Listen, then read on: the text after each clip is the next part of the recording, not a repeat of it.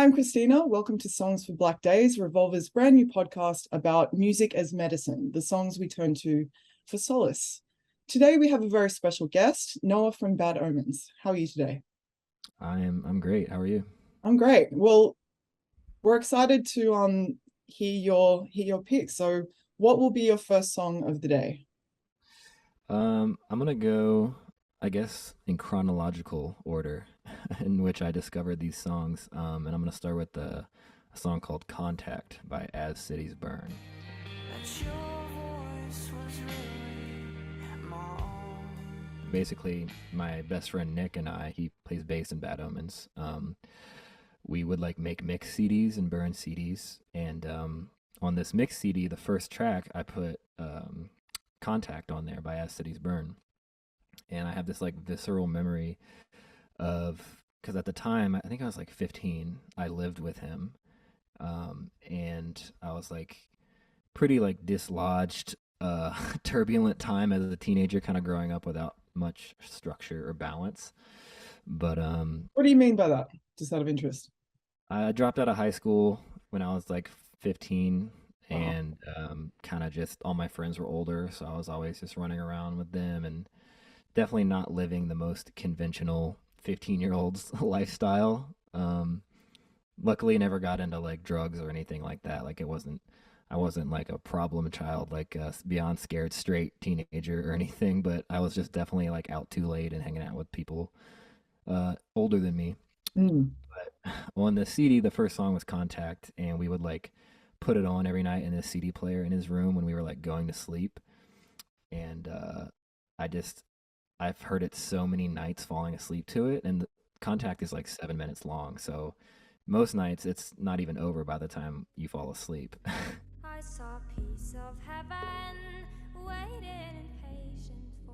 This is actually a song that did get me through a hard time, which is like, always feels like a cheesy thing to say, but this one's like more applicable to the subject of this interview, I guess. Thank you. But I was having really bad like panic attacks and like anxiety, and on top of that, I was like smoking a lot of weed and like and wax, It doesn't and help. It never a good like it doesn't help. There's this usually that leads to that. There's a huge idea that that helps. It doesn't help. Like, No, yeah. Anyway. not at all. And I won't like go too into detail about it, but like I got super into like self-educating and medicating with like self-help and philosophy literature and like holistic medicine type of like literature, and I kind of like developed this like messiah complex, and like the panic attacks kind of led me to like this constant like fear that I was going to die soon, and like I had this like my death was coming and it was inevitable. Well, And it was just like a weird moment where I like felt like truly manic at times and just like out of control of like my mind, and my body, because your body like experiences anxiety too.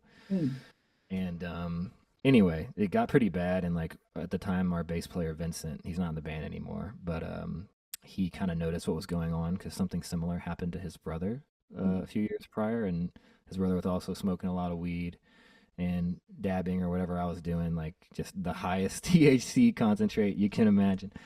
So he saw what was going on, and he more or less, like him and his family, like nursed me back to health because his whole family is like they have an extensive like medical background. They're all like doctors or all kinds of well versed in medicine type of careers. So they like more or less like nurtured me back to health at his house, which was really nice because there was just like a general warm presence between like his house and his family.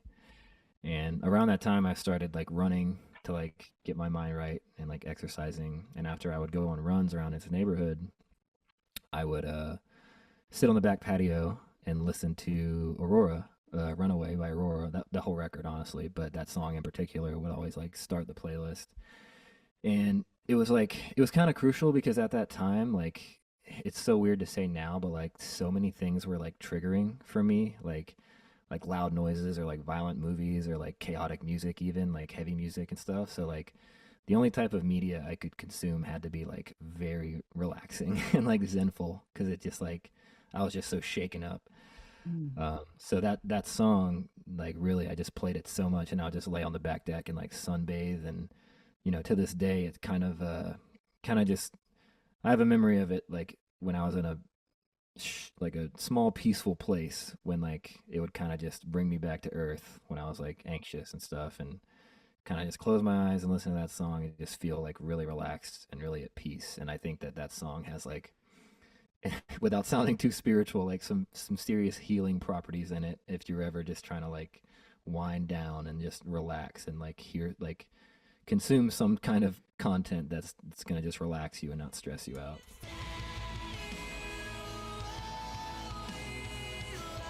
This is a song that Keaton, the singer, wrote about his little sister passing away. And I don't know how much you know about Too Close to Touch, but they're like kind of a smaller band. And the singer was one of my best friends. And he passed away in March this year. Oh, dude. And it was hard for sure because I've like never lost a friend before. But anyway, Eiley is a song he wrote about his little sister passing, and it's like even if you've never lost someone, I feel like that song, like just because of the emotion he's able to like pull out of you and deliver in his voice, and just like the pain and like the power in his voice that he was able to achieve, like can almost emulate that experience if you like are in an intimate setting with that song listening to it, because especially if you like read along with the lyrics, like it's just heart shattering. But yeah, we were on the Underoath tour, uh and Too Close to Touch's tour manager and sound engineer, he was on that tour doing sound for Spirit Box, and so he was also like very involved with that whole experience, I guess you could say, because he was even closer to Keaton than I was. And he's the one that told me what happened. And basically that day, like it's kind of like the light years thing with the National, where I was like, I need to just feel this. I don't need to like run away from this. So Mm. I just listened to Too Close to Touch all day, and then like Eiley, that song in particular, when it came on, like I just like broke down basically, and it became like even more visceral than it already was, like even more hard to digest than it already was before he passed away, because it's just such a strong, powerful song. But I picked that song because like I'm typically a pretty like stoic, like head on, like flat shoulder, kind of like work first type of person, like get the job done and then we'll figure it out later Mhm. type of person. But I put that song in there because with that song, it's like whenever I want to go to that place and just like allow myself to feel and like kind of take that wall down, even if I'm just by myself, like that song will do it for sure. And that day, we hadn't played yet when I found out.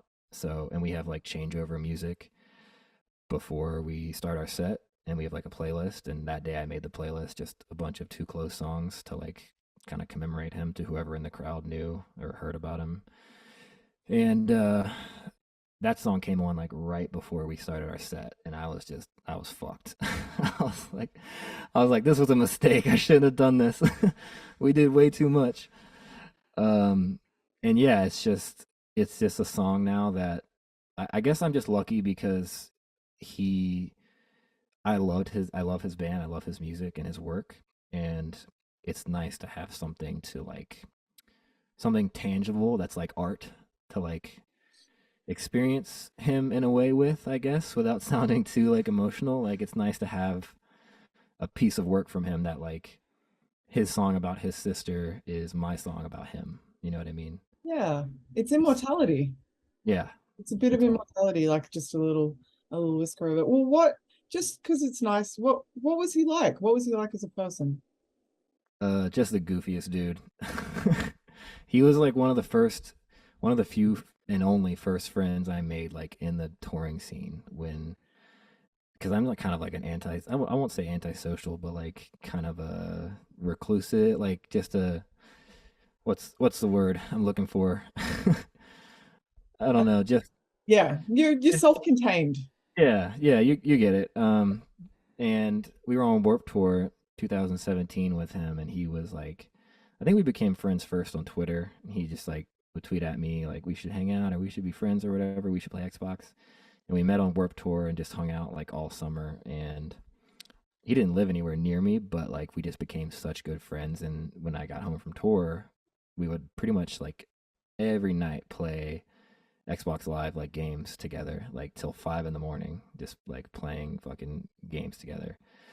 And whenever he was in town, like recording or making music, or they used to record with Eric Ron, who's kind of close to me. And like whenever he was in town and they weren't working, he would like be at my house and hanging out. And like it was just one of those friendships where like no matter how long you haven't seen each other in, like you don't miss a beat when you're back together, you know? Yeah. And I don't know. It's just in the industry like this where there's always like a small sense of like rivalry or competition or just like, politics. Like none of that stuff ever like got to him or affected him, and he just like wanted to be friends with everybody, which is how we became friends so easily because I feel like I kind of have like a radar for that type of stuff, Yeah. and I just didn't detect any bullshit from him, So yeah, I mean, it's just he was just a great dude and a very, very talented singer and songwriter. Like Yeah. it's crazy because I was a fan of his and I was his friend, and he never believed how much I loved his band because that's just something friends tell each other, like, dude, your new song is sick. But like I genuinely was like, and our fans have pointed it out. They've been like, this kind of reminds me of Too Close to Touch, and I'm like, that's the point. Like I love them, like, and since that happened, it's been like I don't have many of like I guess you could say like corny like goals or ambitions. Like I just like to make cool music and work hard and do a good job. But like Mm.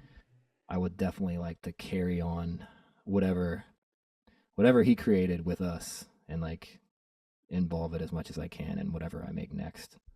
That's beautiful. Have you written words as a part of like processing this kind of grief or I yeah, have, yeah. That yeah. started for sure.